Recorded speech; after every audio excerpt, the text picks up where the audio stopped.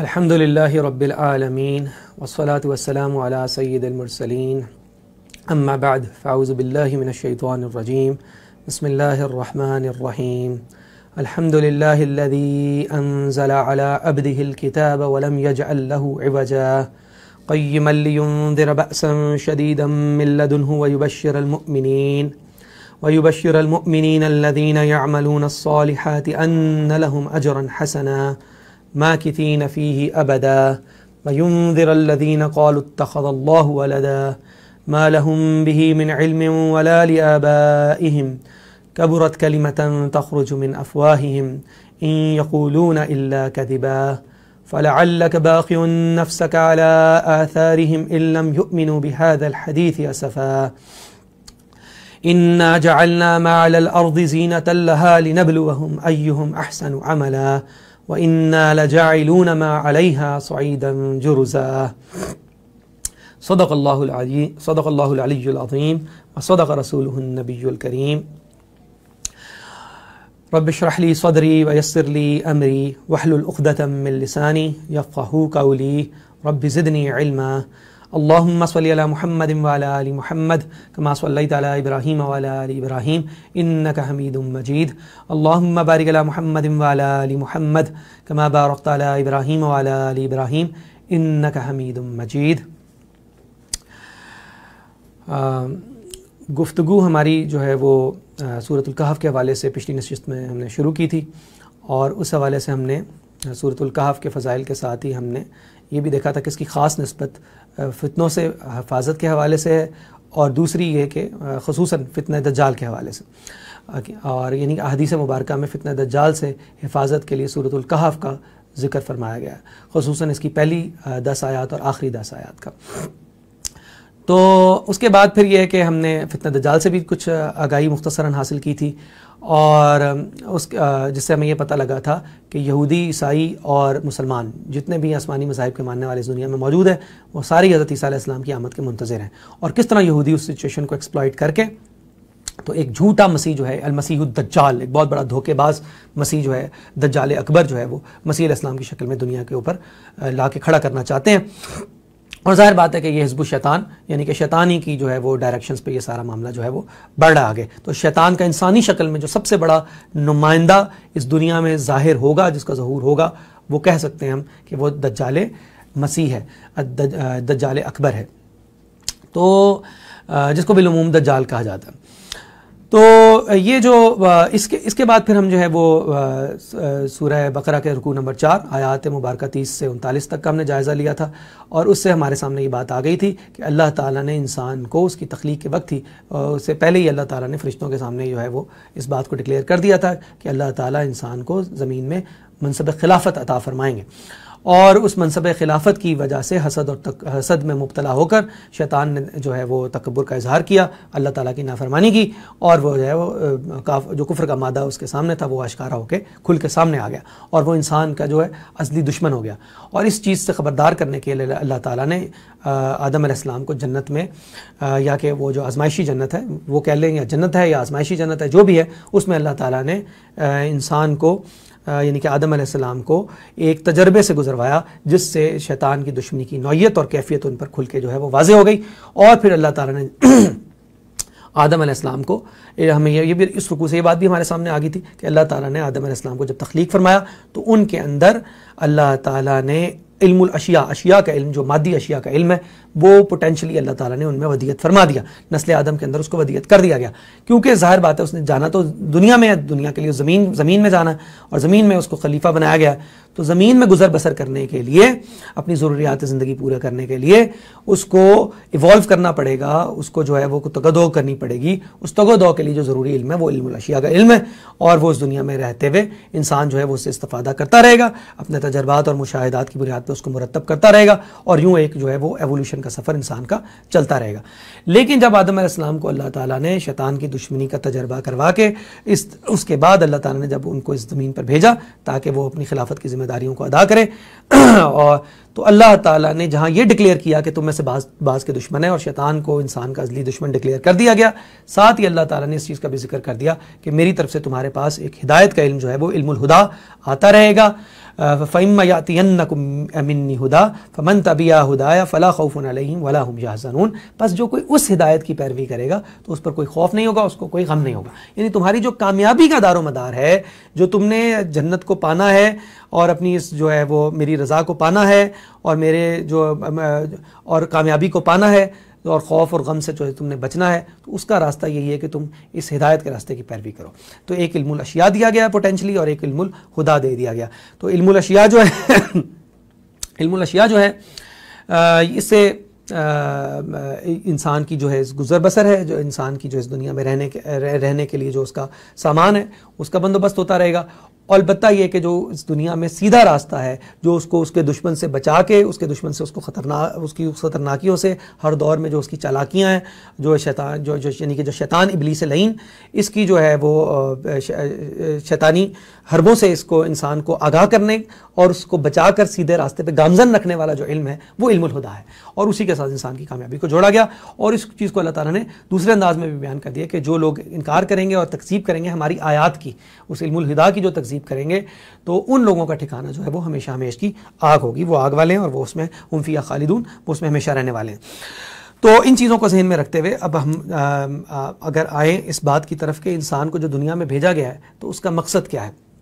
مقصد تو اگر وسیع پیمانے پہ دیکھیں تو انسان کی جو تخلیق ہے، انسان کی تخلیق کا مقصد وما خلقت الجن والانس الا لیعبدون، وہ تو اللہ کی عبادت ہی ہے۔ اور جو دنیا میں اللہ تعالیٰ نے انسان کو بھیج کے ایک آزمائش میں مبتلا کر دیا، یہاں پہ جو ہے خیر و شر کی قوتیں رکھی ہیں اور انسان کو یہ اختیار دیا اما شاکرا و اما کفورا، چاہے شکر گزاری کی روش اختیار کرے، چاہے ناشکری کی روش اختیار کرے، چاہے اللہ کا مطیع فرمان ہو کے، یعنی کہ اللہ نے جو انسان کو ایک لمیٹڈ سا اختیار دیا ہے، چاہے اس کو اللہ ہی کے تابع ہو کے اللہ ہی کے مرضی کے مطابق اس اختیار کا استعمال کرے، یا یہ کہ اس اختیار میں جو ہے وہ اس حد تک بڑھ جائے کہ وہ طاغوت ہی بن جائے اور دنیا زمین میں فساد کرنے والا ہی بن جائے۔ تو یہ تو اللہ تعالیٰ نے ہر انسان کو جو ہے وہ اس کا اختیار دیا ہے، اور اس کو ایک مدت مہلت بھی دی ہے، انسان کو ایک مہلت بھی دی ہے، ایک ڈھیل بھی دی ہے، اور یہ ہے کہ اس کے بعد یہ کہ جب اللہ کی وہ مدت کا وقت مکمل ہو جاتا ہے، وہ ڈھیل جو ہے وہ ختم ہو جاتی ہے، تو پھر وہ ہے کہ اللہ تعالیٰ اس رسی کو کھینچ لیتا۔ تو بہرحال یہ ہے کہ اب یہ جو آزمائش میں اللہ تعالیٰ نے انسان کو اس دنیا میں مبتلا کیا، یہ اللہ تعالیٰ نے ظاہر بات ہے کہ اس کا مقصد کیا ہے، یعنی کہ ایک تو یہ اس کا مقصد یہی ہے کہ اسی کی بنیاد پر، اس آزمائش کی بنیاد پر پھر یا تو انسان اللہ کا مقرب قرار پائے گا، اس کی جنت کا، اس کی رضا کا مستحق قرار پائے گا، یا یہ کہ انسان اللہ تعالیٰ کی جو ہے وہ جو اللہ تعالیٰ نے اس کے لیے عذاب تیار کر کے رکھا ہے نافرمانی کے اور فساد کے نتیجے میں، تو سرکشی کے نتیجے میں، تو یا پہ کہ اس میں ڈالا جائے گا، اس میں جھونکا جائے گا۔ تو بہرحال یہ خیر و شر کے عوامل جو ہیں وہ اللہ تعالیٰ نے شروع ہی سے یہ آدم علیہ السلام کو ان کا مشاہدہ بھی کروایا، اور یہ کہ اللہ تعالیٰ نے اس دنیا میں رکھے ہیں۔ تو اسی انسان کو اللہ تعالیٰ نے جو دنیا میں بھیجا ہے تو وہ آزمائش کے لیے بھیجا، اور اللہ تعالیٰ نے اسی چیز کو سورہ ملک میں بیان بھی فرمایا، الذی خلق الموت والحیات لیبلوکم ایکم احسن عملا، کہ وہی تو ہے کہ جس نے زندگی اور موت کو پیدا کیا۔ کس لیے پیدا کیا؟ اس لیے تاکہ وہ تمہیں آزمائے کہ تم میں سے کون ہے جو اچھے عمل کرتا ہے، کون ہے جو عمل کے اعتبار سے بہتر ہے، کون ہے کہ جو اللہ کی دی ہوئی مرضی کو اللہ ہی کے دیے ہوئے اختیار کے مطابق استعمال کر کے اللہ کی رضا کا مستحق قرار پاتا ہے، اور کون ہے کہ جو ان اللہ کی آیات کی تکذیب کر کے علم الہدا سے بے اعتنائی برت کے اللہ تعالیٰ روح جو اللہ تعالیٰ نے اس کی فطرت میں اور جو کہ وحی کے ذریعے سے جو اپنی نشانیاں اور جو کائنات میں نشانیاں اپنی بکھیری ہیں ان کو جھٹلاتے ہوئے وہ اس سے سرکشی کی روش اختیار کرے اور شیطان کی پیروی کرے اور شیطان کا ولی بننا، شیطان کی سرپرستی میں آنا جو ہے وہ پسند کرے، اور پھر اللہ تعالیٰ کے دائمی عذاب کا مستحق قرار پائے۔ تو یہ آزمائش کے لیے انسان کو یہاں پہ بھیجا گیا ہے، اور یہ جو آزمائش ہے ظاہر بات ہے یہ پھر حق و باطل کی کشمکش کی شکل میں جو ہے وہ ظاہر ہو رہی ہے۔ اور یہ حق و باطل کی کشمکش کب سے؟ یہ حق و باطل کی کشمکش اس وقت سے ہے، جیسے کہ سورہ بقرہ میں ہم اس کا مطالعہ کرائیں کہ سورہ بقرہ کے رکوع نمبر 4 سے ہم بالکل عیاں ہو گئی یہ بات کہ یہ حق و باطل کی جو کشمکش ہے یہ اسی وقت سے شروع ہے کہ جب سے انسانی زندگی شروع ہوئی ہے، یعنی کہ جو انسانی زندگی کا آغاز ہے وہی حق و باطل کی کشمکش کا بھی آغاز ہے۔ شیطان اسی وقت سے انسان کا دشمن ہو گیا، اس کا اللہ نے مشاہدہ بھی کروا دیا، اور یہ ہے کہ اس کا ایک نتیجہ بھی انسان نے وہاں پہ دیکھ لیا۔ تو یہ ہے کہ یہ جس کو کہ کہا گیا کہ ستیزہ کار رہا ہے ازل سے تام روز چراغ مصطفی صلی اللہ علیہ وسلم سے شرار بولابی، کہ یہ تو ہمیشہ کی جنگ ہے، ہمیشہ سے چلی آ رہی ہے۔ تو یہ جو خیر و شر کی جنگ ہے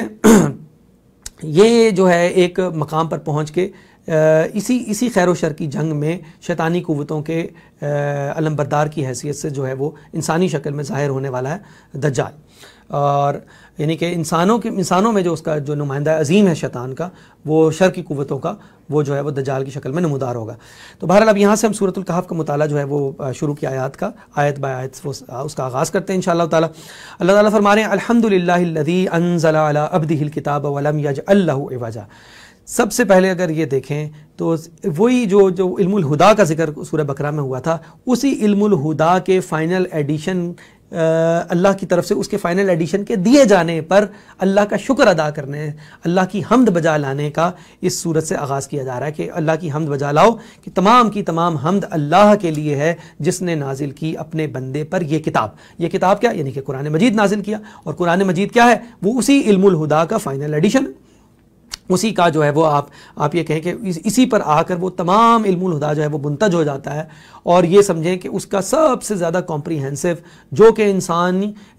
انسانوں کی ضروریات کو، انسانوں کو صراط مستقیم پر رکھنے کے لیے بتمام کمال جو ہے وہ اس کا اہتمام کرنے والی یہ جو ہے وہ کتاب ہے۔ تو یہ اس پر اللہ تعالیٰ کے شکر، اس پر کہا جا رہا ہے کہ تمام کا تمام حمد، تمام کے تمام جو شکر ہے وہ اللہ کے لیے ہے، تعریفیں اور شکر اس اللہ کے لیے ہے کہ جس نے اپنے بندے پر یہ کتاب نازل فرمائی۔ تو اس کتاب کے نزول پر جو ہے وہ اللہ کا شکر ادا کرنے سے سورہ مبارکہ کا آغاز کیا جا رہا ہے۔ وَلَمْ يَجْعَلْ لَهُ عِوَجًا، اور نہیں رکھی اس نے اس میں کوئی کجی، اور اللہ تعالیٰ نے اس کتاب میں کوئی کجی نہیں رکھی، کوئی ٹیڑھ نہیں رکھی، اس میں کسی قسم کی کوئی کمی بیشی نہیں رکھی۔ اللہ تعالیٰ نے ہر قسم کی کجی سے، ہر قسم کے ٹیڑھ سے یہ جو ہے کتاب پاک ہے۔ تو یعنی کہ یہ بالکل جو ہے کہ پرفیکٹ کتاب ہے۔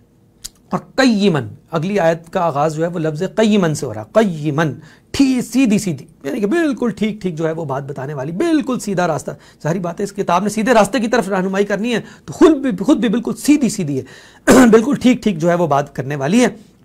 اب کس لیے اللہ تعالیٰ نے اپنے بندے پر یہ کتاب نازل کی؟ اب اس کے جو ہے وہ مقاصد بیان کیے جا رہے ہیں۔ اب وہ مقاصد کیا ہیں؟ لِيُنذِرَ بَأْسًا شَدِيدًا۔ اب سورہ کہف کے اندر جو اس کا مقصد بیان کیا گیا، پہلا وہ یہ ہے کہ تاکہ وہ ڈرا دے بأسًا شدیداً، ایک بہت بڑے عذاب سے، ایک شدید عذاب سے، وہ تاکہ وہ ڈرا دے۔ اور بأسًا کا جو لفظ ہے یہ قرآن میں مختلف جگہوں پہ استعمال ہوا ہے، اور اس کا جو جمع ہے، یعنی اس کا جو پلورل ہے وہ البأساء، یہ بھی قرآن میں استعمال ہوا ہے۔ اور اس سے یہ پتہ لگتا ہے ہمیں کہ اگر سورہ بقرہ میں، سورہ بقرہ کی آیت البر یعنی آیت نمبر 177 میں یہ دونوں الفاظ جو ہیں وہ ساتھ ہی آئے ہیں، جس میں یہ کہ فی البأساء والضراء وحین البأس، کہ جو صبر کرنے والے ہوتے ہیں وہ صبر کن موقعوں پہ کرتے ہیں؟ وہ صبر کرنے والے ہوتے ہیں فی البأساء، یعنی کہ بھوک کے وقت، سختی کے وقت، تنگی کے وقت، تنگی ترشی۔ تو البأساء جو ہے وہ جمع میں جب آتا ہے تو اس کا مطلب ہے تنگی ترشی، سختی، بھوک، فقر و افلاس۔ تو یہ یعنی کہ سختی کی کیفیت ہے، تنگی کی کیفیت ہے۔ اور اسی طرح اسی میں ساتھ ہی جب آ رہا ہے فی البأساء والضراء وحین البأس، اور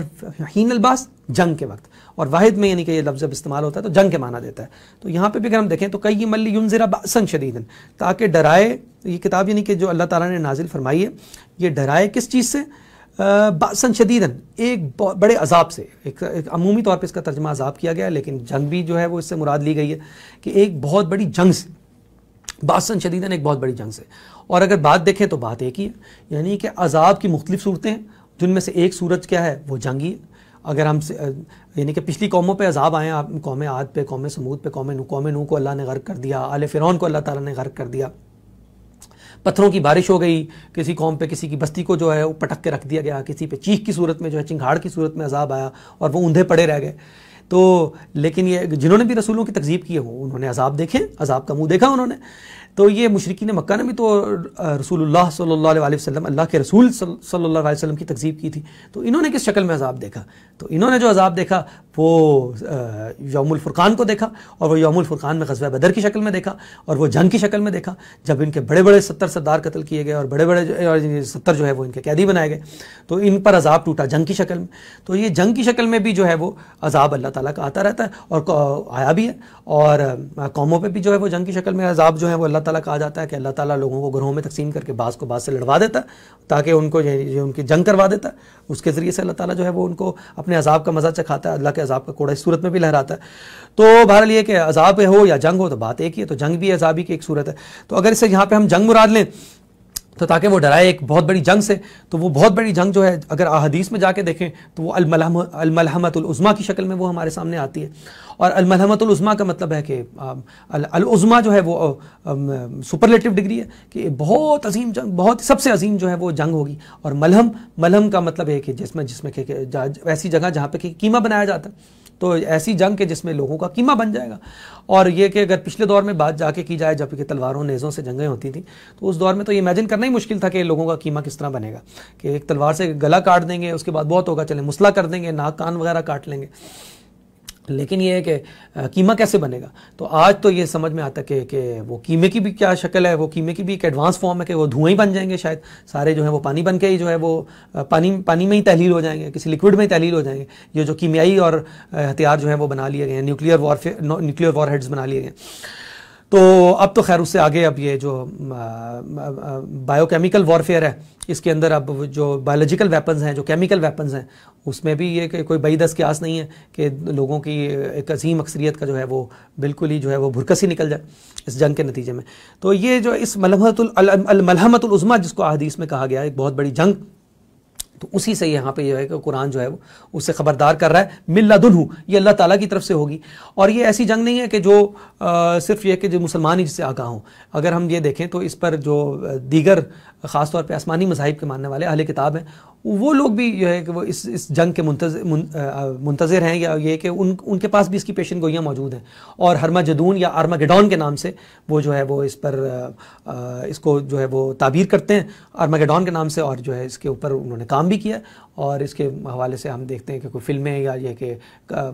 لکھا بھی جا چکا ہے اس کے حوالے سے۔ تو یہ جنگ ہوگی کس کی طرف سے؟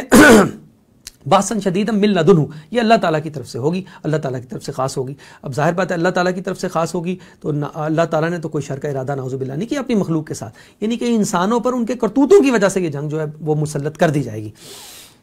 تو اس کو کہا جا سکتا ہے کہ یہ جو ہے وہ ایک صورت میں وہ کلائمیکس ہوگا اس خیر و شر کے مارکے کا، کہ جو دنیا جس سے اس وقت سے دنیا کو جو درپیش ہے، انسان کو جو یہ خیر و شر کا مارکہ درپیش ہے، جو کہ جب سے کہ آدم علیہ السلام کی تخلیق ہوئی ہے، تو یہ کہ اس کا ایک کلائمیکس جو ہے وہ دنیا یہاں پہ جا کے اس الملحمۃ العظمیٰ باسن شدیداً آرمگیڈون ہرمجدون کی شکل میں دنیا جا کے دیکھنے والی ہے۔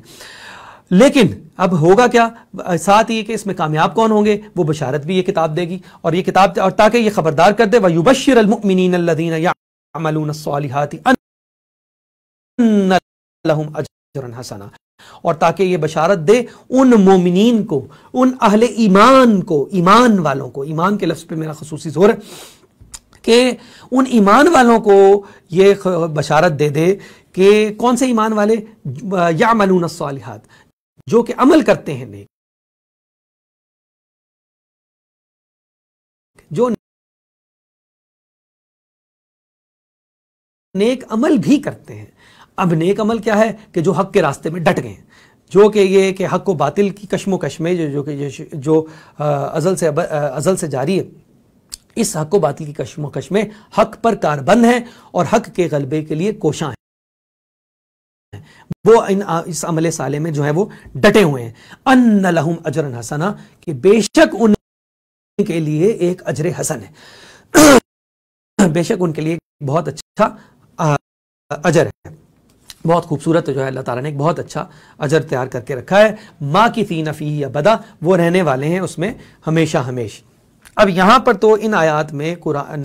قرآن کے اوپر قرآن کے نازل کرنے کے اوپر اللہ تعالیٰ کی حمد کہ اس نے اپنے بندے کو کتاب سے نوازا، اس نے، اور وہ کتاب بھی کیسی کہ بالکل ٹھیک ٹھیک، اس میں کوئی کجی نہیں ہے، بالکل ٹھیک ٹھیک ہے، اور اس میں اس اعتبار سے بھی کجی نہیں ہے، اس اعتبار سے بالکل ٹھیک ٹھیک ہے کہ پہلی کتابوں کے اندر جو تحریفات کر کے جو کجیاں پیدا کر دی ہیں انسانوں نے خود اپنے ہاتھوں سے، اہل کتاب نے، تو یہ ان کجیوں کو بھی دور کرنے والی ہے، یہ بالکل ٹھیک ٹھیک بتانے والی ہے کہ ان کتابوں کے اندر اصل میں کیا تھا، وہ اللہ کے دین کا بالکل صحیح نقشہ جو ہے وہ دنیا کے سامنے لانے والی ہے۔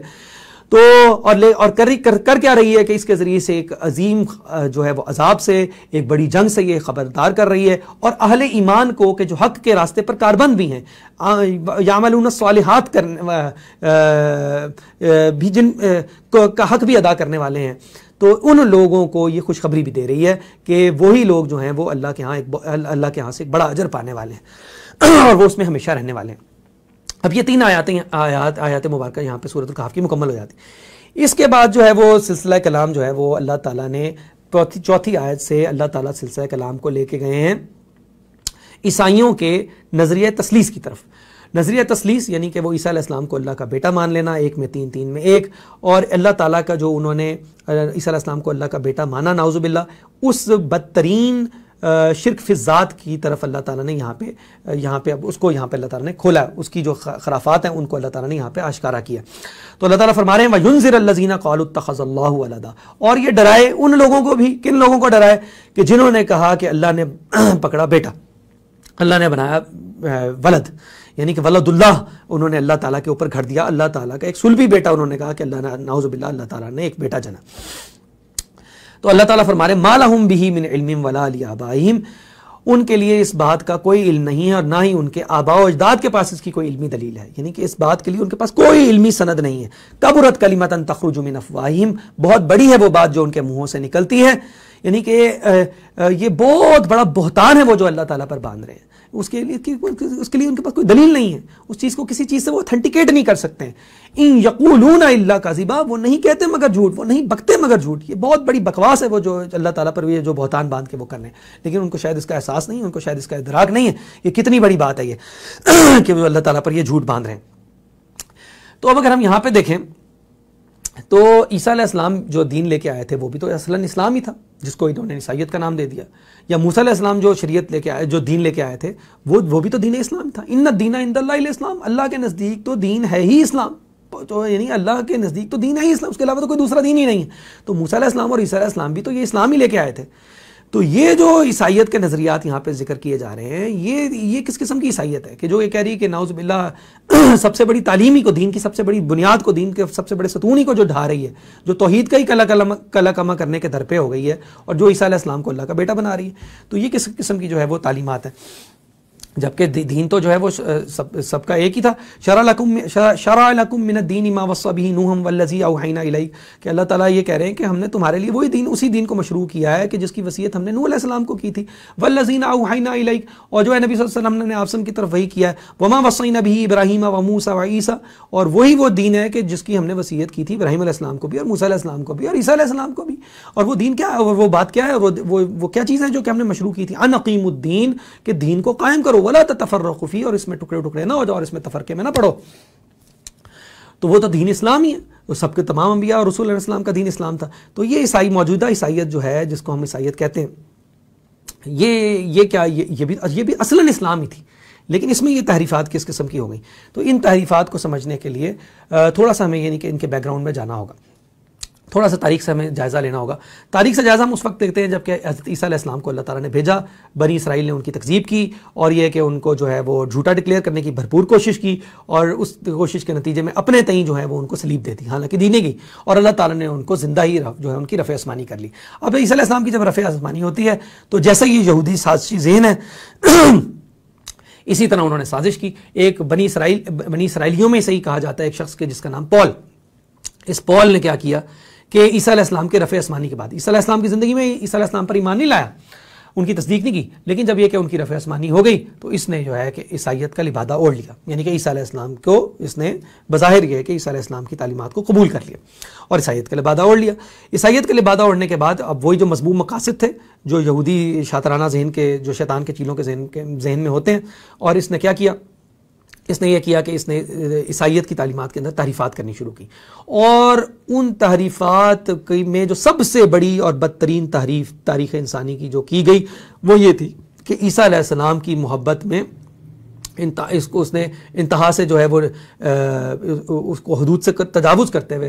اس نے یہ کہا کہ عیسیٰ علیہ السلام جو ہیں وہ اللہ کے بیٹے ہیں، اور اللہ تعالیٰ نے اس زمین کے اوپر اپنے بیٹے کو اس لیے بھیجا تاکہ یہ کہ وہ اس کو صلیب چڑھایا جائے، اور اس کے ذریعے سے جو تمام انسانوں کے اوپر آدم علیہ السلام نے جو شجر ممنوعہ سے استفادہ کیا تھا، وہ گناہ تمام انسانوں کے اوپر ہے، اس گناہ کو تمام نسل انسانی کے اوپر سے دھو دیا جائے۔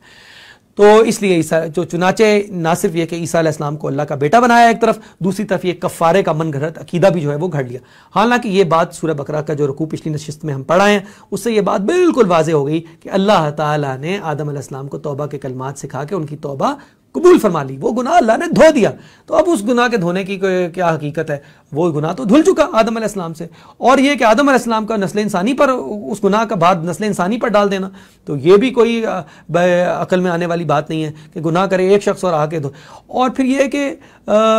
اس گناہ کو گناہ کرے انسان اور دھوئے اس کو، اگر اللہ کا بیٹا اس کو آ کے دھوئے، یعنی کہ انسانوں کے گناہ کی پاداش میں اللہ کا بیٹا صلیب چڑھے، تو یہ بھی یعنی کہ ایک ایسی بات نہیں ہے کہ جو کسی بھی عقل میں آ سکے۔ تو چنانچہ سب سے بڑی تعریف تو یہ کہ اللہ کا بیٹا عیسیٰ علیہ السلام کو نعوذ باللہ بنایا، اور اس کے بعد یہ کفارے کا ایک من گھڑت اور بالکل بوسیدہ اور جو ہے کہ بے بنیاد قسم کا عقیدہ جو ہے وہ بھی گھڑ کے باہر لوگوں کے سامنے لے آیا۔ اب یہ جو ہے کہ ظاہر بات ہے کہ اس عقیدے کو بھی فوری طور پہ پذیرائی تو نہیں ملی، لیکن یہ ہے کہ ان تعلیمات کو وہ اپنے طور پہ عام کرنے کی بھرپور کوشش کرتا رہا، اور یہ کہ اس چکر میں پول کا بھی غالباً کہا جاتا ہے کہ اس کو بھی قتل ہی کر دیا گیا تھا۔ تو یہ بھی ہے کہ اپنے انجام سے دوچار ہوا، اس دنیا سے جو ہے وہ دنیا اس خناس سے پاک ہوئی۔ اس کے بعد یہ ہے کہ معاملات آگے چلتے ہیں، اور عیسیٰ علیہ السلام کی رفع آسمانی کے بعد تقریباً 300 سال جو ہیں وہ گزر چکے ہیں۔ اب اس ٹائم فریم میں سلطنت رومن امپائر جو ہے کہ وقت کی بہت بڑی قوت تھی، اور عیسیٰ علیہ السلام کے وقت میں بھی جب عیسیٰ علیہ السلام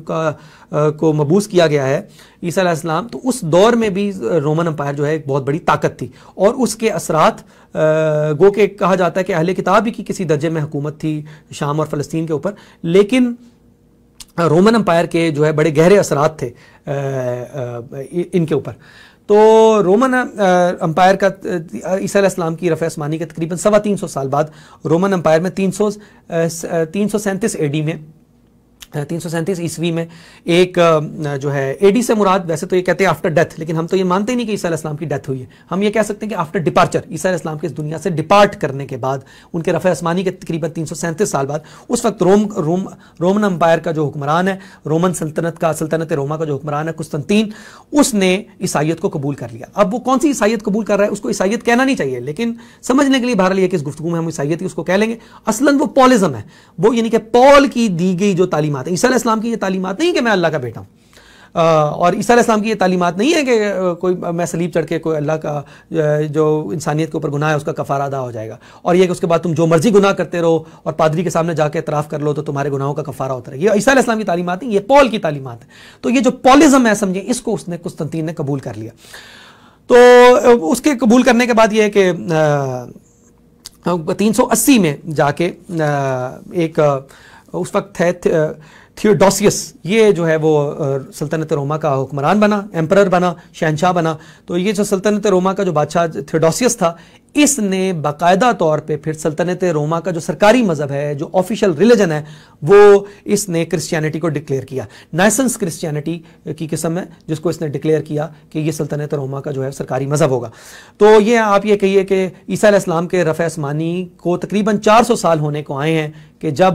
سلطنت روما جو ہے سرکاری مذہب کے طور پہ عیسائیت کو، یعنی پولزم کو، جو عیسائیت اصل عیسائیت نہیں ہے، جو تحریف شدہ عیسائیت ہے، جو 2 نمبر عیسائیت ہے، اس کو سرکاری مذہب کے طور پہ سلطنت روما جو ہے وہ قبول کر رہی ہے۔ اور اس کے متعلق بھی ایک رائے تو یہی دی جاتی ہے کہ یہ جو اس عیسائیت کے مذہب کو قبول، اس سے پہلے ان کا مذہب کیا تھا؟ یہ شرک، مشرک لوگ تھے اور دیوی دیوتاؤں اور بتوں شتوں کی یہ پرستش کیا کرتے تھے۔ تو اس کو مذہب کو جو ہے وہ سرکاری مذہب کے طور پہ عیسائیت کو اختیار کرنے کا مقصد کیا تھا؟ مقصد یہ تھا کہ مذہب کے نام پہ قربانی لینا سب سے زیادہ آسان ہوتا ہے۔ آپ نے کسی سے کسی کی جان لینی ہو تو کوئی جان لینا آسان کام تو نہیں ہے۔ اب ظاہر بات ہے کہ اگر آپ اس کو جان لینے کے لیے آپ کو اس کی برین واشنگ کرنی پڑے گی، اور مذہب کے ذریعے سے یہ سمجھا جاتا ہے کہ مذہب کو یہ کہ برین واشنگ کرنا سب سے آسان ہے، کہ انسان آپ سے کچھ لیے دیے بغیر جو ہے وہ جا کے کہیں بھی پھٹنے کو تیار ہو جائے گا، اپنی جان دینے کو تیار ہو جائے گا۔ تو رومن امپائر کے، سلطنت روما کے جو پوری دنیا پر حکومت کرنے کا جو ان کا ایک خواب تھا، پوری دنیا پر تسلط حاصل کرنے کا ایک خواب تھا، اس خواب کو پایہ تکمیل تک پہنچانے کے لیے ضروری ہے کہ لوگ اس کے لیے قربانی دیں۔ آپ کو دنیا پر تسلط چاہیے تو لوگوں سے قربانی تو لینی پڑے گی. تو لوگوں سے قربانی لینے کا ایک بہت آسان طریقہ یہ ہے کہ آپ ان کو مذہب کے ذریعے سے ایکسپلائٹ کریں, اور مذہب یعنی کہ مذہب کے ذریعے سے غلط طور پہ آپ ان کو ایکسپلائٹ کریں. تو اس لیے جو ہے کہا جاتا ہے کہ انہوں نے کرسچینٹی کو, اور کرسچینٹی بھی کون سی, یہ ذہن میں رکھنا ضروری ہے کہ یہ اصل کرسچینٹی نہیں ہے, یہ یعنی کہ پالزم کو انہوں نے کرسچینٹی کا نام دیتے ہوئے انہوں نے اس کو مذہب کے طور پہ قبول کر لیا تاکہ لوگوں سے جو ہے وہ قربانی لی جا سکے. تو یہ اب خلاصہ کلام یہ ہے کہ انتہائی فضول قسم کے عقائد ہیں جو اب سلطنت روما میں جو ہے وہ مروج کیے جا رہے ہیں, جن کی ترویج کی جا رہی ہے. اب عام عقل تو ظاہر بات ہے, عام عقل تو ان کو رد ہی کرے گی. عام عقل کی طرف سے اس پہ رد عمل آنا شروع ہو گیا کہ کس قسم کے جو ہے فضول عقائد ہیں. دوسری طرف اللہ تعالیٰ نے جو انسان کو مادی اشیاء کا علم, جو انسان کے اندر پوٹینشیل رکھا تھا, اس علم کے ذریعے انسان کے ایک ایوولوشن کا سفر, ایک ارتقاء کا سفر بھی جو ہے وہ طے کرتا چلا جا رہا ہے, ایوولوشن ہوتی جا رہی ہے. اس ارتقاء کے نتیجے میں سائنسی دریافت جو ہے بہت ساری جو ہے وہ سائنسی حقائق کی دریافت ہو رہی ہے. اور اب یہ کہ جو سائنسی حقائق کی دریافت ہو رہی ہے, چونکہ کائنات اللہ نے بنائی ہے, سائنس اسی کائنات کو ایکسپلور کر رہی ہے. دوسری طرف جو اللہ تعالیٰ کی طرف سے وحی کا سلسلہ آ رہا ہے, تو ظاہر بات ہے ایک طرف اللہ کا کام ہے, ورک آف گاڈ ہے, اور ایک طرف اللہ کا کلام ہے, ورڈ آف گاڈ ہے. تو دونوں کے اندر کلیش تو نہیں ہونا چاہیے. اللہ تعالیٰ نے انسانوں کے لیے قول و فعل کے تضاد کو پسند نہیں کیا, تو اللہ کے قول و فعل میں تضاد کیسے ہو سکتا ہے؟ چنانچہ جب سائنس کے جو بھی سائنٹیفک فیکٹس کو, تھیوریز کو نہیں, تھیوریز کی بات نہیں ہو رہی, تھیوریز تو سچ بھی ہو سکتی ہیں, جھوٹ بھی ہو سکتی ہیں, اور جھوٹ کا پلندہ بھی ہو سکتی ہیں, لیکن جو سائنٹیفک فیکٹس ہیں جو کہ تجربات اور مشاہدات کی روشنی میں مسلمہ طور پر ثابت ہو چکے ہیں, مسلم ہے, تو ان سائنسی حقائق کا اصل علم الوحی کے ساتھ ٹکرانا یا تورات اور انجیل کی تعلیمات کے ساتھ ٹکرانا یہ محال ہے, یہ ناممکن تھا. لیکن چونکہ عیسائیت کی تعلیمات ہی مسخ ہو چکی تھیں, اصل تورات اور اصل انجیل کی تعلیمات ہی دنیا کی نظروں سے ہٹا لی گئی تھیں, اور اس کی جگہ تحریف شدہ جو ہے وہ عقائد جو ہے وہ ان کی ترویج کیا جا رہا تھا, تحریف شدہ تعلیمات جو ہیں وہ لوگوں میں عام کی جا رہی تھیں. تو ظاہر بات ہے کہ ایک طرف جو علم الاشیاء یا اللہ تعالیٰ نے علم الاجسام یا علم الابدان یا جو ایک ایکوائرڈ نالج انسان کے اندر جو پوٹینشیل رکھا تھا اس کو ایکوائر کر کے انسان نے جو ارتقاء کیا تھا, تو اب یہ جو 2 نمبر تعلیمات ہیں پالزم کی, ان کا آپس میں کلیش شروع ہو گیا. اس کی ایک مثال کیا ہے؟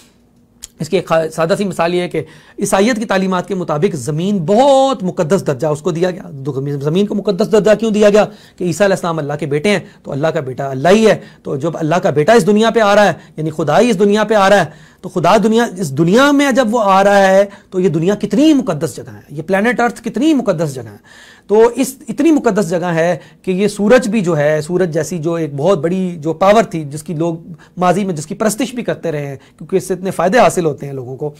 تو یہ سورج جیسی جو مخلوق ہے یہ بھی زمین کے گرد جو ہے وہ طواف کر رہی ہے, اور یہ بھی زمین کے گرد اس کے تقدس کی وجہ سے جو گھوم رہا ہے. اب سائنس نے جو ارتقاء کیا, جو انسان نسل آدم کو اللہ تعالیٰ نے پوٹینشیل دیا تھا, تو سائنس کے ارتقاء کے نتیجے میں یہ بات ثابت کر دی سائنس نے کہ بھائی سورج تو اپنی جگہ پر ہے جبکہ زمین جو ہے وہ اس کے ارد گرد گھوم رہی ہے, یعنی کہ گویا زمین اس کا طواف کر رہی ہے. اب ویسے تو ایک یہ سائنٹیفک فیکٹ ہے, اور اگر یہ تجربات اور مشاہدات سے ثابت ہو جائے تو مان لینے میں کوئی حرج نہیں ہے. لیکن وہ پالزم کی تعلیمات, جعلی عیسائیت کی تعلیمات جس سوسائٹی میں رچی بسی ہو, یا جن کو زبردستی جو ہے ان کی ترویج کی جا رہی ہو, تو وہ چرچ یا وہ جو ہے وہ پادری یا وہ بادشاہت جو کہ ان تعلیمات کو ترویج دے رہی ہو, وہ اس کو کیوں کر مانے؟ کیونکہ اگر وہ اس کو مان لیتے ہیں تو عیسائیت کی تعلیمات خود ان پر الٹی, جو جعلی عیسائیت کی تعلیمات ہیں, جو پالزم کی تعلیمات ہیں, وہ الٹی پڑ جاتی ہیں. کہ وہ تو کہہ رہی ہیں کہ زمین کے تقدس کی وجہ سے, کہ جس کا تقدس خدا کے بیٹے کے اس زمین پر آنے کی وجہ سے, تو اس کے تقدس کی وجہ سے سورج زمین کے گرد گھوم رہا ہے, جبکہ سائنسدان یہ ثابت کر رہے ہیں کہ نہیں, یہ تو زمین جو ہے وہ سورج کے گرد گھوم رہی ہے. تو یہ تو سیدھا عقیدے پہ آ کے ضرب پڑ رہی ہے اس سائنٹیفک دریافت کی, اس سائنٹیفک دریافت کی سے اس جعلی پالزم کے عقائد پہ, جعلی عیسائیت کے عقائد پہ جو ہے وہ ضرب پڑ رہی ہے. تو اب اس کو کیسے ٹیکل کیا جائے؟ جو بادشاہت ہے, آمریت ہے, تو ٹیکل کرنے کا بڑا آسان طریقہ ہے. چنانچہ سخت سزائیں نافذ کر دی گئیں کہ جو بھی ان سائنسی حقائق کو دریافت کرنے والے لوگ ہیں, جو ان علوم و فنون کو حاصل کرنے والے لوگ ہیں, جو ریسرچ اینڈ ڈیولپمنٹ کرنے والے لوگ ہیں, علم الاشیاء کو سامنے رکھ کے یہ جو ایکوائرڈ نالج کے ذریعے جو ارتقاء کا سفر طے کرنا چاہتے ہیں, ایسے لوگوں کے اوپر پابندی لگا دی. علم و فن کے حاصل کرنے پہ پابندی لگ گئی, اور پھر اس کے باوجود جو لوگ یہ کام کریں گے تو ان کو سخت سزاؤں سے دوچار کیا گیا. کسی کو زہر کا پیالہ پلایا گیا تو کسی کو جلا وطن کیا گیا. تو اس یعنی کہ اس دور میں پھر ہم یہ دیکھتے ہیں کہ وہ جو یورپین سوسائٹی ہے، وہ جو سلطنت روما ہے، تو وہاں پر منطق کے اوپر، سائنس کے اوپر، فلسفے کے اوپر، ان علوم کے حاصل کرنے کے اوپر پابندی لگا دی گئی۔ تو اس کو جو ہے یہاں سے ہم کہہ سکتے ہیں کہ یہ جو 5ویں صدی عیسوی ہے، یہاں سے کم و بیش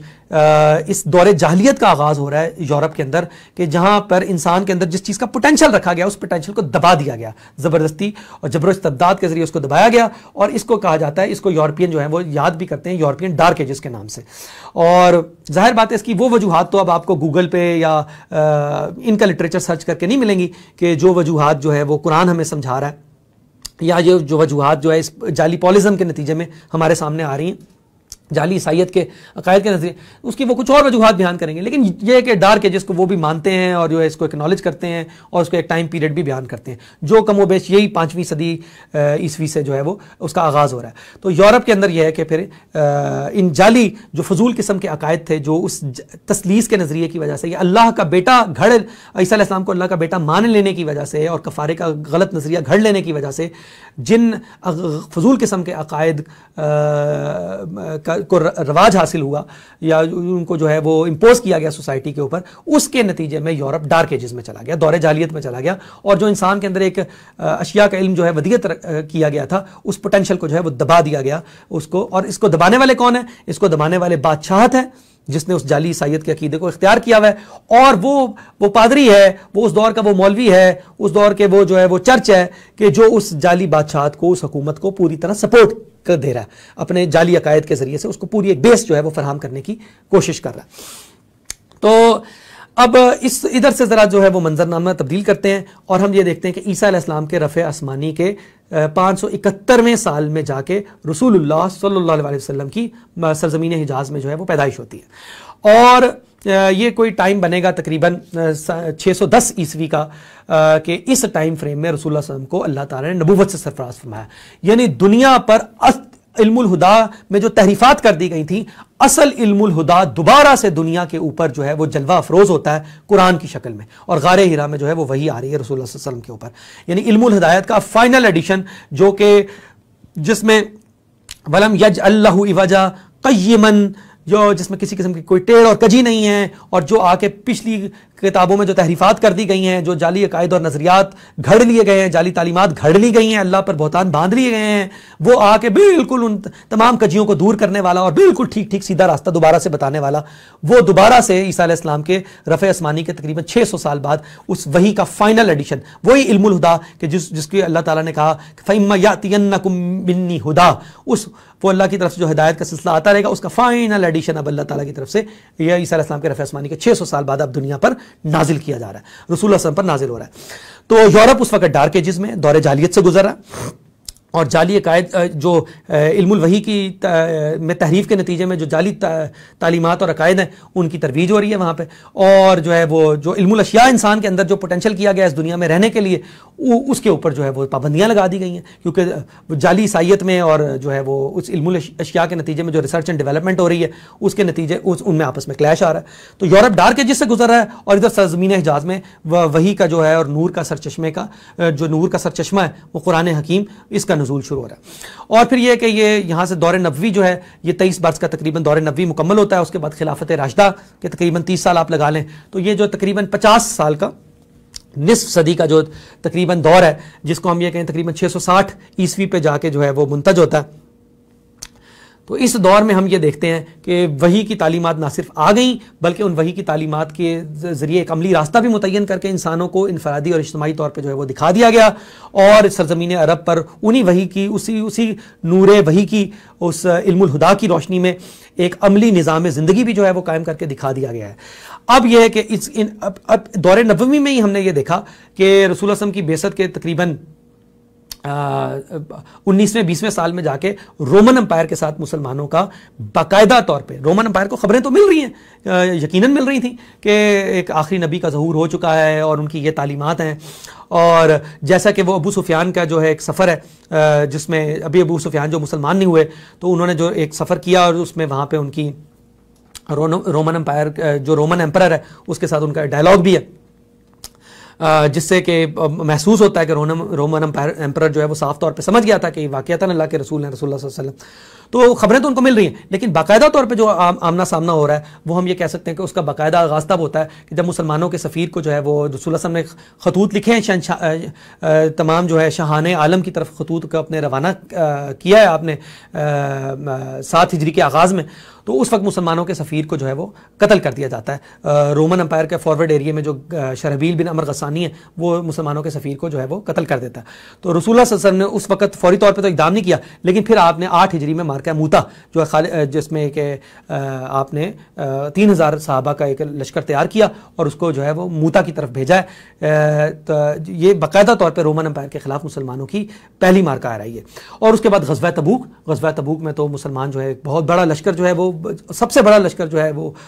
تاریخ نبوی کا، عہد نبوت کا سب سے بڑا لشکر جو ہے وہ اس طرف گیا ہے، رومنز کی طرف. تو یہاں پھر مسلمانوں کا باقاعدہ کانفلکٹ رومن امپائر کا عہد نبوی صلی اللہ علیہ وسلم میں شروع ہو گیا اور یہ کانفلکٹ جو ہے وہ بڑا ہے اور پھر جس کے نتیجے میں رومن امپائر جو ہے وہ کلیپس بھی کی ہے. اور پھر ہم یہ دیکھتے ہیں کہ عہد فاروقی کے اندر رومن امپائر جو ہے وہ کلیپس کر گئی. اور اب یہ ہے کہ مسلمان جو ہیں وہ پھر اس کے بعد مسلمانوں کا جو ہے وہ خلاف جو ہے وہ دائرہ جو ہے خلافت کا دائرہ وسیع ہوتا گیا اور اس کے بعد مسلمانوں کی جو ہے آپ یہ کہیے کہ حکومت کا دائرہ جو ہے وہ وسیع ہوتا چلا گیا اور مسلمان جو ہے وہ اسپین تک بھی پہنچ چکے ہیں. اب یہاں پہ جا کے مسلمانوں نے جو ہے وہ درسگاہیں بنائی ہیں، تعلیمی ادارے بنائے ہیں. اب یہ ہے کہ وہ علم الاشیاء کی طرف بھی مسلمانوں کا فوکس ہے اور یہ ہے کہ یہ فلکیات کی طرف اور طب کی طرف اور جراحی کی طرف اور انجینئرنگ کی طرف اور ان علوم اور ریاضی کی طرف، تو ان علوم پر بھی ان کا فوکس ہے. اب درسگاہیں جو ہیں وہ جا کے وہاں پہ قائم کر رہے ہیں اسپین میں. اب یہ ہے کہ یہ جو یورپ ڈارک ایجز سے گزرا ہے وہاں پہ یہ کہ علم الاشیاء کے اوپر بھی علم الوحی تو ہے ہی تحریف شدہ اور عقائد تو ہیں ہی جو ہیں وہ پولزم کے عقائد، اصل جو اللہ کی من جانب اللہ جو احکامات و عقائد ہیں وہ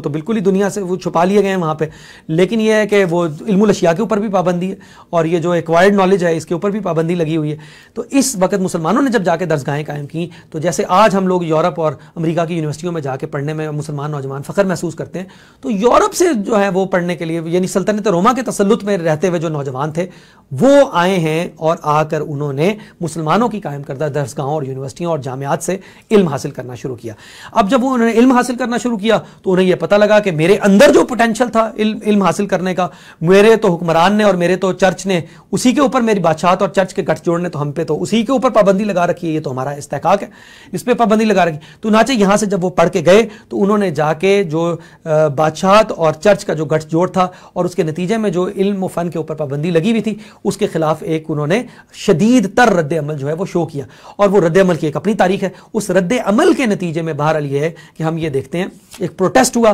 اور اسی کے نتیجے میں چرچ کو اور بادشاہت کو بالآخر جو ہے وہ پابندی ہٹانی پڑی. اس علم اور فن کے حاصل کرنے کے اوپر سے وہ پابندی ہٹانی پڑی اور علوم و فنون کا راستہ، دنیاوی علوم و فنون کا راستہ، دنیا میں ریسرچ اور ڈیولپمنٹ کا راستہ وہ جو ہے وہ ہموار ہو گیا یورپ کے اندر بھی. اور اگر اس کی وجہ دیکھیں تو وجہ میں کیا ہے، وجہ میں آپ کو نظر آئے گی تو وہ رسول اللہ صلی اللہ علیہ وسلم اور آپ وسلم کو دیا گیا یہ قرآن ہی ہے کہ جس کے نتیجے میں مسلمان ایک وسیع نظریے کے ساتھ یعنی کہ توحید کو لے کے، توحید جو ہے یہ انکریج کرتی ہے، ان فی خلق السماوات والارض واختلاف اللیل والنہار لآیات لأولی الالباب. یہ تو زمین و آسمان کی نشانیوں میں غور و فکر کرنا، زمین و آسمان کی تخلیق میں غور و فکر کرنا، دن اور رات کے الٹ پھیر میں غور و فکر کرنا، یعنی کہ یہ ریسرچ اور ڈیولپمنٹ ہے جو اس دنیا میں، اس کائنات میں جو ہے اس میں ریسرچ کرنا ہے اور اس کے نتیجے میں جو ہے وہ صحیح نتیجہ قائم کرنا، اس کو تو انکریج کرتی ہے توحید. تو توحید نے آ کے یہ اس چیز کو انکریج کیا اور دور صحابہ میں اور دور خلافت میں ان چیزوں کو جو ہے وہ ان کو انکریج کیا گیا، ان کو پروموٹ کیا گیا، جس کے نتیجے میں بعد کے دور میں جو مسلمان جو حکومت ہے، مسلمان حکومتیں، ان کے دور میں کھل کے جو ہے وہ ریسرچ اینڈ ڈیولپمنٹ کا جو ہے وہ کام ہوا.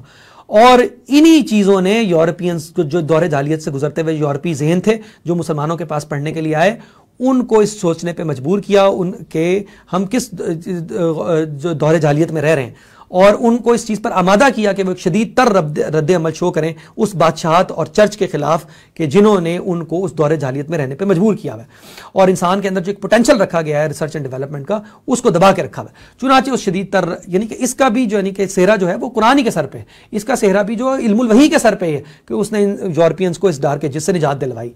تو اس بہرحال اس کے خلاصہ کلام یہ کہ یورپ جو ہے وہ پروٹیسٹنٹس بھی یہیں سے جو ہے وہ وجود میں آئے ہیں، جنہوں نے پروٹیسٹ کیا اس کے خلاف، اس ڈارک ایجز میں اس کے خلاف جو ہے وہ جو چرچ کی اور بادشاہت کی پالیسی تھی اس کے خلاف جو ہے انہوں نے پروٹیسٹ کیا۔ تو بہرحال اس کے نتیجے میں یورپ کے اندر ریسرچ اینڈ ڈیولپمنٹ عام ہونی شروع ہوئی، اور علم اور فن کے اوپر، یعنی کہ ایک چیز کو آپ نے باندھ کے رکھا ہوا ہے، ایک چیز کو آپ نے جکڑ کے رکھا ہوا ہے، اب جب وہ چیز کھلے گی تو ظاہر بات ہے کہ اس میں بڑی طغیانی ہوگی، بڑا جوش ہوگا، تو بڑے جناب جوش و خروش کے ساتھ یورپ کے اندر دنیاوی علم کے اوپر، اس علم الاشیاء کے اوپر جو ہے وہ فوکس ہو گیا، اور یہ کہ خوب ریسرچ اینڈ ڈیولپمنٹ کا کام شروع ہوا۔ لیکن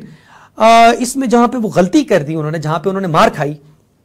وہ مار انہوں نے یہ کھائی کہ وہ بالکل ہی مذہب بیزار ہو گئے۔ اور مذہب بیزار کیوں ہوئے؟ کہ ان کا نتیجہ یہ تھا، جو انہوں نے جو انالیسس کیا اپنے ڈارک ایجز کا، ان کا نتیجہ یہ تھا کہ ہمارے اوپر یہ جو پابندی لگی ہے، یہ پابندی لگی ہے دراصل اس چرچ کی وجہ سے۔ اس چرچ نے یہ فضول اس مذہب نے، یعنی کہ یہ جو عیسائیت کا مذہب تھا، یعنی کہ وہ اصل میں تو وہ پالزم تھی، وہ 2 نمبر عیسائیت تھی، وہ اصل عیسائیت تھی ہی نہیں، اصل عیسائیت تو اسلامی ہے۔ تو اصل میں انہوں نے کہا کہ یہ جو ہمارے پاس جو عیسائیت کی تعلیمات ہیں، ان تعلیمات کی وجہ سے یہ انہوں نے کہا کہ اللہ کا بیٹا اس زمین پہ آیا اور زمین جو ہے وہ گھوم رہی ہے،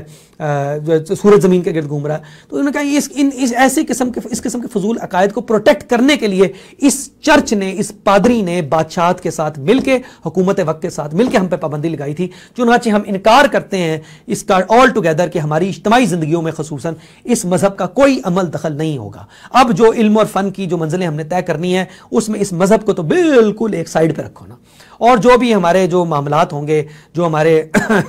خصوصاً اجتماعی معاملات ہوں گے، وہ، اور اگر کسی نے مذہب کو رکھنا ہے تو عقیدے کی سطح پہ اس کو آزادی ہے، اپنے گھر میں مذہب پریکٹس کرے، اپنے گھر میں جو ہے وہ صلیب کو سجدے کرے، یا یہ کہ خدا کو سجدے کرے، یا خدا کو مانے یا نہ مانے، اس سے ہمیں کوئی سروکار نہیں۔ لیکن جو اب ہمارا جو ایک اجتماعی لائے عمل ہوگا، بحیثیت قوم ہم آگے بڑھیں گے، اس میں مذہب کا کوئی عمل دخل نہیں ہوگا۔ چنانچہ ایک مذہب بیزار سوسائٹی جو ہے اس رد عمل کی کیفیت میں جو ہے وہ وجود میں آ رہی ہے یورپ کے اندر، اور ایک بالکل اچھا، اب مذہب بیزار سوسائٹی کی جڑ میں کون ہے؟ وہ مذہب تو نہیں ہے، وہ مذہب بیزار سوسائٹی کی جڑ میں اصلاً کیا عقیدہ ہے؟ وہ یہی عقیدہ ہے کہ جس کو یہاں پہ سورۃ الکہف میں اللہ تعالیٰ کہہ رہے ہیں وَيُنذِرَ الَّذِينَ قَالُوا اتَّخَذَ اللَّهُ وَلَدًا، اور ڈرائے ان لوگوں کو جنہوں نے کہا کہ اللہ نے بنا لیا بیٹا، اللہ نے اختیار کیا بیٹا۔ تو یہ اللہ یہ کس نے بنایا؟ یہ وہ پالزم نے بنایا۔ تو اس کی جڑ میں اصل میں پالزم ہے، یہ 2 نمبر پالزم عیسائیت ہے، یا یہ جو ہے وہ پالزم کے عقائد ہیں کہ جن کی طرف سے یہاں سے قرآن، جن کو ڈرانے کے لیے قرآن کو اللہ تعالیٰ نے، اس کے یعنی کہ ایک مقصد یہ بھی اللہ تعالیٰ یہاں بیان کریں تاکہ ڈرائے ان لوگوں کو جنہوں نے اللہ کا بیٹا بنایا، جنہوں نے یہ عقیدہ گڑھا کہ اللہ نے ایک بیٹا اختیار کیا ہے۔ تو اصل میں تو اس پورے کی جڑ میں جو ہے، اس مذہب بیزار معاشرے کی یورپ کی جڑ میں کون بیٹھا ہوا ہے؟ یہ تثلیث کا نظریہ بیٹھا ہوا ہے، یہ اللہ کو بیٹا بنانے کا نظریہ بیٹھا ہوا ہے، یہ شرک کا بدترین نظریہ جو ہے وہ اس کی جڑ میں بیٹھا ہوا ہے۔ تو اس سے یہ مذہب بیزار معاشرہ اس بیج سے جو ہے وجود میں آ رہا ہے۔ اچھا، جہاں ایک طرف مذہب بیزاری ہوئی، وہاں ظاہری بات ہے حکومت بیزاری بھی ہوئی۔ حکومت کس کی ہے؟ بادشاہوں کی ہے، تو بادشاہ بیزاری بھی پیدا ہوئی۔ اب بادشاہ بیزاری کے نتیجے میں کیا ہوتا ہے کہ بادشاہ بیزاری یعنی کہ مذہب بیزاری کیا ہے؟ اس کو آپ کہہ سکتے ہیں سیکولرزم کا آغاز ہو رہا ہے، یعنی سیکولرزم جو ہے وہ باقاعدہ انسٹیٹیوشنلائز ہونے چلی ہے اب دنیا کے اندر، کہ ہمارے اجتماعی معاملات میں مذہب کا کوئی عمل دخل نہیں ہے، مذہب کو ایک سائڈ پہ رکھو، ایک عقیدے کی سطح پہ جس طرح تبھی ماننا چاہتے ہو مانو، اس کی تمہیں آزادی ہے۔ تو یہ ایک سیکولرزم کا جو ہے وہ سیکولرزم کے انسٹیٹیوشنلائز ہونے کا آغاز ہو رہا ہے۔ جبکہ بادشاہ بیزاری کس شکل میں سامنے آ رہی ہے؟ بادشاہ بیزاری ہے کہ اب یہ کہ یہ انسانوں کے جتھے نے، اس انسانوں کی فیملی نے ہم پہ یہ اس طرح حکومت کی اور ہمارے اوپر ان چیزوں کو امپوز کر کے رکھا، کس دور میں ہمیں انہوں نے اتنا بیکورڈ جو ہے وہ بنا دیا۔ چنانچہ اس کے نتیجے میں دنیا جو ہے وہ پھر آگے جا کے دیکھ رہی ہے ڈیموکریسی، جمہوریت، کہ یہ جمہوری ہیں کہ جن کو ہم خود جو ہے وہ اپنی مرضی سے اپنے جو ہے وہ لاہے عمل اپنی زندگی میں طے کرنے والے لوگ ہیں۔ یہ کوئی خاص فیملی یا چند لوگوں کے گروہ، ایک مخصوص لوگوں کا گروہ نہیں ہے، یا ایک شخص نہیں ہے کہ جو ہمارے اوپر جو ہے وہ یہ طے کرے کہ ہم نے زندگی کیسے گزارنی ہے۔ تو ہم اپنا جو ہے وہ زندگی کا قانون، اپنی زندگی جو ہے وہ اپنی زندگی کا لاہے عمل خود مرتب کریں گے۔ چنانچہ اس سے ایک جمہور کے حکومت جمہوری کا جو ہے وہ ایک فلسفہ سامنے آیا، تو وہ ڈیموکریسی کی شکل میں دنیا کے اوپر آیا، government of the people, by the people, for the people, اور یہ کہ یہ اپنی نوعیت کا یہ ایک بہت عظیم شرک تھا۔ تو یہ مذہب بیزاری اور بادشاہ بیزاری جو ہے اس کے نتیجے میں یورپین سوسائٹی میں سامنے آئیں۔ تو بہرحال اب یہ کہ اس سارے کا نتیجہ یہ ہے کہ یہ جو شرک کا نظریہ تھا کہ اللہ تعالیٰ کا بیٹا عیسیٰ علیہ السلام کو بنا دیا گیا، اس کے نتیجے میں ایک مذہب بیزار معاشرہ وجود میں آتا ہے، جس میں ترجیح کس کی ہے؟ ترجیح اس کائنات کو ایکسپلور کرنے کی ہے. ریسرچ اینڈ ڈیولپمنٹ کرو, اس کے ذریعے کائنات کو ایکسپلور کرو.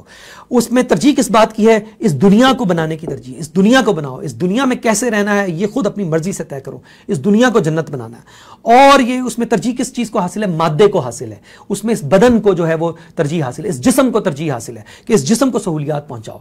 اچھا, اب اس میں اگنور کون ہو رہا ہے؟ اس میں اگنور وہ تمام ایلیمنٹس اگنور ہو رہے ہیں کہ جس پر علم الوحی فوکس کرتی ہے. وہ جو علم الوحی کے جس کو بالکل یکسر نظر انداز کر دیا اس مذہب بیزار معاشرے نے. اور علم الوحی آ کے کن چیزوں کی خبر دے رہی ہے؟ علم الوحی سب سے پہلے تو اسی خدا کی معرفت دے رہی ہے. سب سے بڑا جو حاصل ہے علم الوحی کا وہ یہ ہے کہ یہ مخلوق کو خالق سے ملا رہی ہے. تو اس میں اللہ کا علم ہے, اس میں اس دنیا کے جوڑے کا علم ہے کہ یہ دنیا ہے اور اس کے نتیجہ خیز ہونے کے لیے ضروری ہے کہ اس کا کوئی جوڑا بھی ہو. تمہارا غور و فکر تمہیں یہ نتیجہ قائم کرنے پہ یقیناً مجبور کر دے گا کہ اس دنیا میں تمام نتائج پوری طرح ظاہر نہیں ہوتے, بلکہ ان کا ایک نتیجہ بھی ہونا چاہیے. اور وہ نتیجہ جب کہاں ظاہر ہوگا؟ اگر دنیا میں نتیجہ ظاہر نہیں ہو رہا تو ظاہر بات اس دنیا کا کوئی جوڑا ہوگا جہاں پہ نتیجہ ظاہر ہوگا, اور وہ آخرت کی شکل میں اس کا جوڑا ہے. چنانچہ اس آخرت سے جو کہ آج غیب میں ہے, آج پردہ غیب میں, اس غیب کی خبر دینے والا کون ہے؟ وہ بھی علم الوحی ہے. وہ بھی اللہ ہی اس کی خبر دے رہا ہے علم الوحی کے ذریعے. وہ علم الہدا نے اس کی خبر دینی تھی, اس کو بھی اس مذہب بیزار معاشرے نے یکسر نظر انداز کر دیا. چنانچہ اللہ سے فوکس ہٹ گیا, آخرت سے فوکس ہٹ گیا, اور جسم کے مقابلے میں اللہ نے خالی جسم سے تو نہیں انسان کو بنایا تھا. وَنَفَخْتُ فِيهِ مِن رُوحِي, اللہ نے اس میں روح بھی ڈالی تھی. چنانچہ اس روح, وہ روح نظر تو نہیں آ رہی, وہ روح تو نہیں نظر آ رہی, تو آسائش تو اس جسم ہی کو مل رہی ہے نا. یہ جو تمام محنت اور ریسرچ اور ڈیولپمنٹ کا حاصل ہے وہ اس جسم کو یہ آسائش پہنچانا ہے. چنانچہ وہ روح تو نظر نہیں آ رہی, اب وہ روح بھی آؤٹ آف فوکس ہو گئی. اس روح کی خبر دینے والا کون تھا؟ وہ اس روح کی خبر دینے والا بھی علم الوحی تھا, اور نہ صرف خبر دینے والا علم الوحی تھا بلکہ اس علم الوحی کو ریسیو کرنے والی بھی اس انسانی وجود میں وہ روح ہی تھی. یعنی کہ اس علم الوحی کو ریسیو بھی اس روح ہی نے کرنا تھا. جب روح ہی جو ہے آؤٹ آف فوکس ہو گئی, روح ہی جو ہے اس کو یکسر نظر انداز کر دیا گیا, تو پھر نہ تو علم الوحی کو جو چیز نے ریسیو کرنا تھا اس کی نگہداشت کا کوئی بندوبست ہوا, اور یہ کہ چونکہ علم الوحی کو نظر انداز کر دیا گیا تو وہ روح بھی نظر انداز ہو گئی. چنانچہ یہ ہے کہ یہ دو دھاری تلوار اس اعتبار سے کہا جا سکتا کہ یہ چل پڑی, اور اللہ کے مقابلے میں سارا فوکس کائنات کے اوپر آ گیا کہ خالق کے بجائے مخلوق اور اس کی کریشن کے اوپر فوکس ہو گیا, اور آخرت کو یکسر نظر انداز کرتے ہوئے سارے کا سارا فوکس دنیا کو حاصل کرنے پہ ہو گیا, دنیا کو جنت بنانے کے اوپر ہو گیا, دنیا مطمع نظر بن گئی, اور روح کو نظر انداز کرتے ہوئے سارے کا سارا فوکس بدن کے اوپر ہو گیا, اس مادی وجود کے اوپر ہو گیا کہ جیسے یہی سب کچھ ہے, اسی کو آسائش پہنچا دو, اسی کو ہمیشہ ہمیشہ زندہ رکھنے کے لیے جو کر سکتے ہو کر لو. اگر یہ مر جائے تو, اگر دل بند ہو جائے تو دوسرا دل لگا دو, دماغ بند ہو جائے تو دوسرا دماغ لگا دو, آنکھ نکل جائے تو آنکھ نہیں لگا دو, گھٹنا جو ہے وہ نیا لگا دو. تو یہ ہے کہ بس کسی طرح یہ ہے کہ اس جسم کو جو ہے وہ اسی کے پجاری بن جاؤ اور اس جسم کو یہ آسائشیں پہنچاتے رہو. تو انسان کی انسان کو جو فضیلت بخشی اور جو یہ ہے کہ اس کو علم و ہدایت سے جوڑ کے اس کی ہمیشہ کی ابدی فلاح کا بندوبست کرنے والی جو روح تھی اس کو یکسر نظر انداز کر دیا گیا. تو اللہ کے مقابلے میں فوکس کائنات,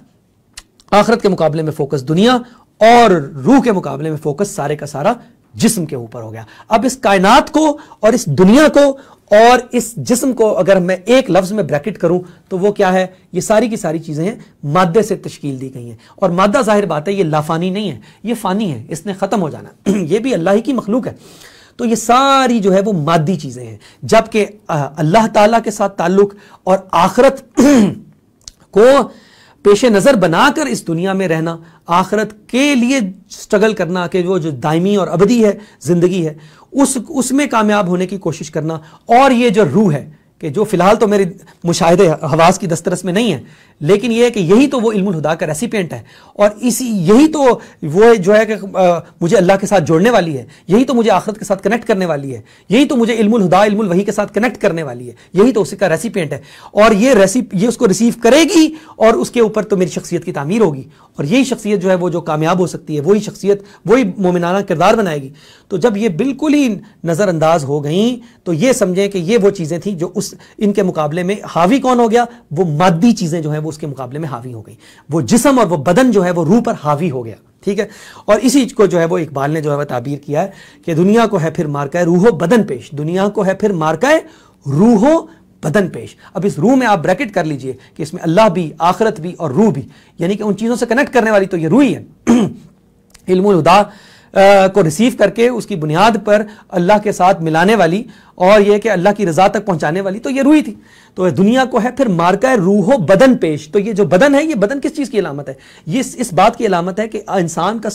سارا فوکس کس چیز کے اوپر ہو گیا؟ مادے کے اوپر ہو گیا. مادے کو تسخیر کرو، مادے کے ذریعے اپنے جسم کو آسائش پہنچاؤ. اس مادی دنیا ہی یہ ساری جو ہے وہ مطمع نظر ہے، اسی کو جنت بناؤ، جیسے گویا اسی میں ہمیشہ رہنا ہے. حالانکہ دیکھ رہا ہے کہ 70-80 سال بعد ہر کوئی یہاں سے جا رہا ہے، کوئی نہ دیکھ رکا نہ بد رکا، لیکن یہ کہ یہی مطمع نظر ہو جائے. تو یہ دنیا کو ہے پھر مارکہ روح و بدن پیش. تہذیب نے پھر اپنے درندوں کو ابھارا. اب ظاہر بات ہے یہ درندے کون ہیں؟ یہ شر کی قوتیں کہ جو یہ طرح طرح کی چکا چوند کے ذریعے جو ہے وہ یہ جو ہے انسان کے سامنے اس مادی جو ہے وہ چکا چوند کو جو ہے وہ اس کے دماغ پہ مسلط کر رہی ہیں اور اس کو آؤٹ آف فوکس کر رہی ہیں، اور اس کا سارا فوکس جو ہے وہ علم الاشیاء کے اوپر، علم الحواس کے اوپر، اس مادی علوم کے اوپر ہی لے کر جا رہی ہیں اور علم الہدا کو یکسر نظر انداز کروا رہی ہیں. دنیا کو ہے پھر مارکہ روح و بدن پیش. تہذیب نے پھر اپنے درندوں کو ابھارا. اب کیا ہے کہ مارکہ روح و بدن ہو رہا ہے، تو یہی خیر و شر کا مارکہ ہے. اب اس میں دو پارٹیاں بن جائیں گی، ایک حزب اللہ ہوگی اور ایک حزب الشیطان ہوگی. تو اللہ کو ہے اللہ کو پامردی مومن پہ بھروسہ. اب یہ جو حزب اللہ ہے اس کا ہتھیار کیا ہے، اس کا جو ہے وہ اس کا جو اعلی کار کیا ہے، اس کی اصل طاقت کیا ہے، اس کی اصل سٹرنگتھ کیا ہے؟ اللہ کو ہے پامردی مومن پہ بھروسہ. اس کی تو اصل سٹرنگتھ ہی اللہ پر توکل ہے، اس کی تو اصل سٹرنگتھ ہی اللہ کے ساتھ تعلق ہے، اس کی تو اصل سٹرنگتھ ہی ایمان ہے. اور وہ ایمان کیا تھا؟ وہ اللہ، آخرت اور روح، اور وہ علم الہدا کے ذریعے سے جو ہے وہ انسان تک پہنچنا تھا. اس سے تو آنکھ بند کر لی. تو حزب اللہ کی تو اصل سٹرنگتھ ہی یہی ہے. اور شیطان کے اصل سٹرنگتھ کیا ہے؟ ابلیس کو یورپ کی مشینوں کا سہارا. اللہ کو پامردی مومن پہ بھروسہ، ابلیس کو یورپ کی مشینوں کا سہارا. تو یورپ کی مشینیں کو اقبال نے اس لیے نہیں کہا کہ اقبال کو قدامت پسند تھا. اقبال تو خود یورپ سے PhD کر کے آیا. تو اقبال نے اس لیے نہیں کہا کہ یورپ کی مشینوں کے پیچھے نہ پڑو کہ یہ مشینوں سے استفادہ کر لو گے تو کیا یہ دجالیت کا شکار ہو جاؤ گے. یورپ کی مشینیں اصل میں سمبلائز کر رہی ہیں اس پوری مذہب بیزار تہذیب کو جس میں اللہ، آخرت اور روح نظر انداز ہو چکی اور سارے کا سارا فوکس کائنات کے اوپر، دنیا کے اوپر، اس مادی جسم کے اوپر، بدن کے اوپر ہو چکا. یہی مارکہ روح و بدن ہے. اور یہی حزب اللہ کا ہتھیار کیا ہے؟ ایمان. اور یہ کہ حزب الشیطان کا ہتھیار کیا ہے؟ سارے کا سارا توکل اسباب کے اوپر، مادی اسباب کے اوپر. یہ مادی اسباب کے اوپر سارے کا سارا توکل کر لینا، یہی اصل میں وہ دجال کا ٹول ہے، دجال کا ہتھیار ہے جس کے اوپر وہ کھیلے گا، جس کے اوپر وہ لوگوں کے ایمان کے ساتھ کھیلے گا، جس کے اوپر وہ لوگوں کے ایمان کو متزلزل کرے گا، جس کی وجہ سے لوگ فتنہ ارتداد کا شکار ہو جائیں گے کہ اللہ کے اوپر ایمان نہیں ہے، اللہ کے ساتھ وہ تعلق بن ہی نہیں پایا روح کے ذریعے سے، علم الوحی کے ذریعے سے، اور اس کی وجہ سے وہ مادی اسباب کا، مادی وسائل پر فوکس کر کے اسی کے پیچھے، اسی کی چکا چوند میں گرفتار ہو کے دجال کے ان کرشموں اور کرتبوں کا جو ہے وہ شکار ہو جائے گا. تو بہرحال اب اگلی آیت نمبر 6 کی طرف چلتے ہیں. تو بہرحال اس سارے کا خلاصہ کلام یہ ہے کہ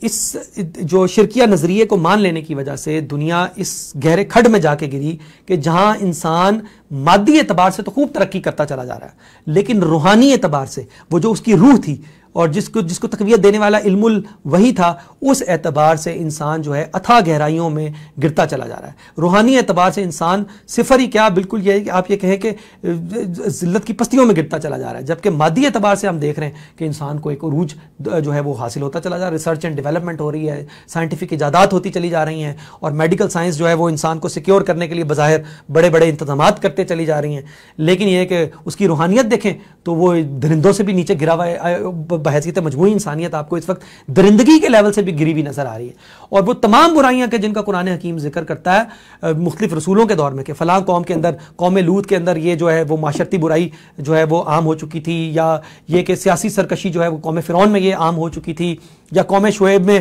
یہ معاشی استحصال کی بیماری جو ہے وہ عام ہو چکی تھی، جن کی وجہ سے ان پر عذاب مسلط کر دیے گئے. اور شرک جو ہے وہ تو ایک جو ہے وہ اس نے تو گھیرے ڈالے ہی رکھے ہیں رسولوں کی تکذیب کرنے والوں کے اوپر. تو اب بحیثیت مجموعی پورے گلوب کو اگر آپ دیکھیں تو وہ تمام برائیاں کہ جن میں سے کسی ایک یا دو کے ہونے کی وجہ سے پوری قوموں کو ہلاک کر دیا گیا، آج وہ حیثیت مجموعی پورے گلوب کو ان تمام برائیوں نے جو ہے وہ احاطے میں لیا ہوا ہے. قوم لوط سے کہیں زیادہ معاشرتی طور پہ سرکش ہو چکے ہیں آج ہم، اور قوم فرعون سے کہیں زیادہ جو ہے وہ سیاسی طور پہ سرکش اور اللہ سے بغاوت پر آمادہ ہو چکی ہے آج کی دنیا. اور معاشی استحصال کیا قوم شعیب نے کیا ہوگا، اور کیا جو ہے وہ آج یہ یہود اور ان کے بنائے ہوئے عالمی مالیاتی ادارے جو ہے انسانوں کا کر رہے ہیں. تو اور شرک تو جو ہے وہ صف اول کے جو ہے وہ شیطان کا ہتھیار رہا ہی ہے، تو وہ دنیا پورے گلوب نے اس کو اپنے گھیرے میں لے لیا. تو نتیجہ کس کا ہے؟ یہ اس مذہب بیزار معاشرہ، اور یہ مذہب بیزار معاشرہ جو یورپ سے وجود میں آیا، یورپین ڈارک ایجز کے رد عمل کے نتیجے میں وجود میں آیا، اور یورپین ڈارک ایجز میں گئے کیوں؟ وہ اس نظریہ شرک فی الذات کے بدترین نظریہ تثلیث کی وجہ سے، کہ جس میں انہوں نے اللہ کا بیٹا مان لیا حضرت عیسیٰ علیہ السلام کو. تو یہاں پہ سورہ کہف اس جو ہے اللہ تعالیٰ نے اس طرف جو ہے وہ سلسلہ کلام کو لے کے گئے ہیں، اور ہماری توجہ جو ہے اس جانب مبذول کروائی ہے.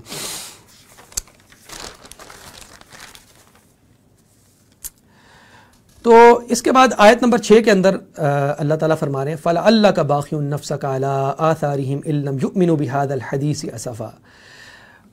پس اے نبی صلی اللہ علیہ وسلم، پس کیا آپ اپنی جان کو مارے غم کے ہلاکت میں ڈال لیں گے ان کے پیچھے، کہ یہ اگر یہ اس کتاب پر ایمان نہ لائے، اگر یہ اس حدیث پر ایمان نہ لائے، یعنی کہ اگر یہ اس قرآن پر ایمان لا کر انہوں نے اس نظریہ تثلیث کو اور شرک فی الذات کے بدترین عقیدے کو نہ چھوڑا، تو اس کے جو اثرات انسانیت پر ظاہر ہوں گے. انسانیت اس نظریہ اس شرک کے نظریے کے نتیجے میں جس تباہی کے دہانے پر جا کے کھڑی ہو جائے گی. آپ کو چونکہ وہ اس کا ادراک ہے، تو کیا آپ مارے غم کے اپنی جان کو ہلاکت میں ڈال لیں گے؟ اگر انہوں نے اس شرک کے نظریے کو نہ چھوڑا، اس قرآن پر ایمان نہ لائے، تو کیا آپ اپنی جان کو ہلاکت میں ڈال لیں گے؟ تو اب یہ ہے کہ یہ بحث پوری کی پوری جو ہے وہ سامنے آ چکی کہ رسول اللہ صلی اللہ علیہ وسلم کو اس کا ادراک حاصل تھا کہ اس نظریہ شرک کے نتیجے میں کیا مذہب بیزار معاشرہ وجود میں آنے والا ہے. دنیا کیسے مذہب سے اور علم الوحی سے جان چھڑا کر جو پوری طرح اس دنیا کی چکا چوند میں، اس دنیا کی گود میں جا کے گرے گی، اور دجال کے فتنے کا لوگ کیسے لپک لپک کر جو ہے وہ شکار ہوں گے اس مادہ پرستی کی وجہ سے. تو یہ مادہ پرستی جو ہے اس نظریہ شرک سے کیسے پھوٹے گی، یہ رسول اللہ صلی اللہ علیہ وسلم کو اس کا ادراک حاصل تھا. تو اللہ تعالیٰ جو ہے اس میں ایک لحاظ سے تسلی بھی دے رہے ہیں کہ آپ غم نہ کریں، یہ آپ کے اوپر تو پہنچا دینا ہے، لیکن کیا آپ اپنی جان کو گھلا کر ان کے پیچھے ہلاکت میں ڈال لیں گے کہ اگر یہ لوگ اس نظریے کو ترک کرتے ہوئے اس حدیث پر، اس قرآن پر ایمان نہ لائیں، اور یہ قرآن جو توحید کی تعلیم دے رہا ہے اس کو انہوں نے تسلیم نہ کیا.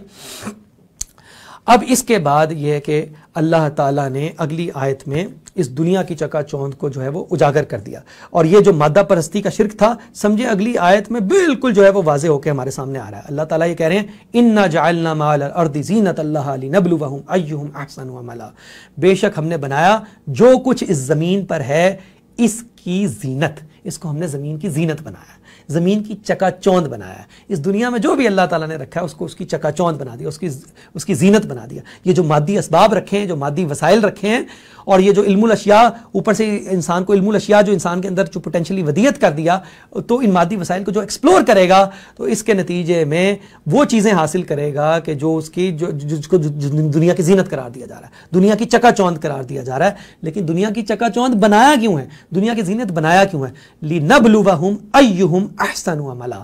تاکہ ہم آزمائیں انہیں کہ ان میں اعمال کے لحاظ سے کون زیادہ اچھا ہے، کون ہے کہ جو اس دنیا کی چکا چوند کے سامنے ہوتے ہوئے بھی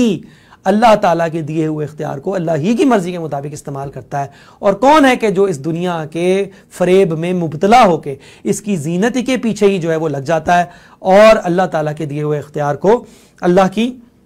نافرمانی میں استعمال کرتا ہے.